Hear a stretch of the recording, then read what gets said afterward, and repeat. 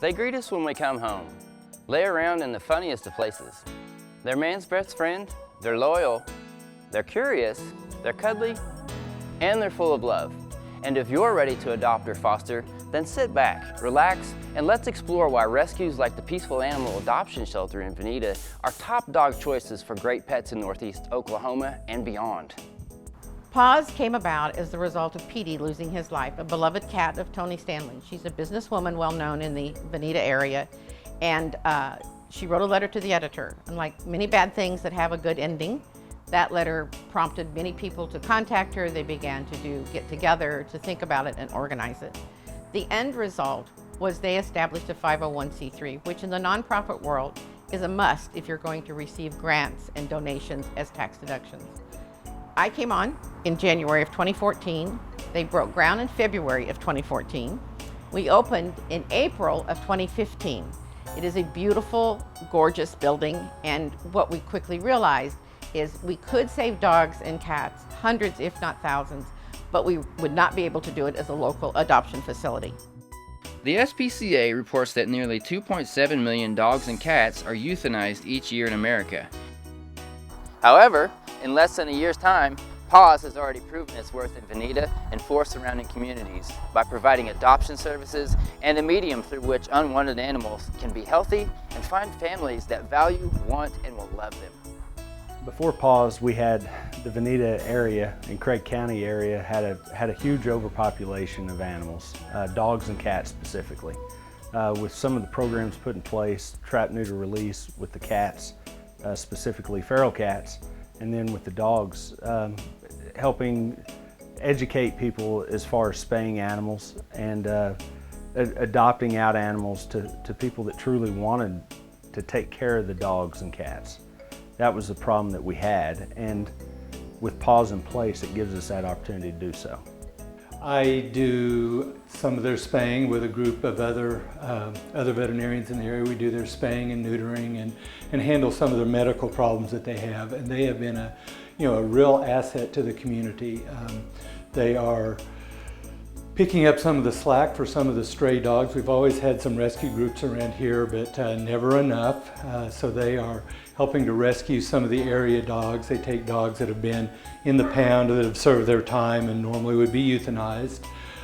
They take them into their facility. They are first made healthy.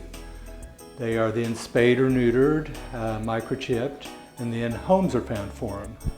Remember the hundreds or thousands of pets that Kay said we could potentially save, but not as a local facility? Well, what does that mean? I'll tell you what it means. Progress. We found a viable solution to help the homeless dogs and cats that are in this area was to transport them out of state. Fortunately, we were able to reach out to colleagues in Colorado and Wyoming, and in August of last year, we began a very successful transport program to Denver Dumb Friends League, Boulder Valley Humane Society, and the Cheyenne, Wyoming Animal Shelter. To date, we have sent almost 400 animals that have found wonderful homes. Last night, we loaded up dogs that were headed to Colorado. Why transport at night? Well, just like humans, dogs can adapt and conform to schedules. So transporting when the dogs are normally resting means less traffic, less potty breaks, and ultimately, less stress on the pets. Colorado is a pet-friendly state and is making an impact on healthy pet populations.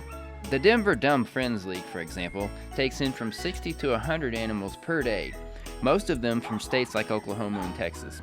They share the same goal as PAAS. Their doors are always open for homeless or unwanted pets as an alternative to euthanization, making efforts by volunteers like Tom all the more worthwhile.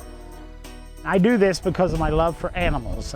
My wife is an ex-veterinary technician, retired, and we're a division of PAAS right now. It's called Richardson Birthing Center. We take the pregnant mamas in, they have their puppies at our home, and we have them for 8 to 10 weeks, and then they're gone. And they will be going up for adoption and finding their forever homes.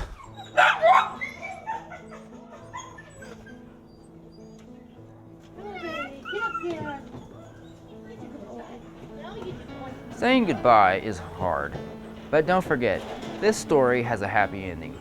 These unwanted pets are going to families that do want them, and They're leaving PAAS tonight for their forever homes, knowing what it feels like to be wanted and loved. That's one of the things that PAAS has really been striving to do is they spend a lot of one-on-one time with the pets, with the animals that they have. They work on some of the behavioral issues that they might be coming into the shelter with. According to the Humane Society, unneutered dogs are more likely to experience behavioral problems such as excessive barking, aggression, and urine marking. I spoke with the Denver Done Friends League on the phone, and they told me that many of these common behavioral problems can be resolved by simply spaying or neutering our pets. But we also have to learn to understand them. We have to treat them more than just animals. We have to learn to, as a society, to grow with them.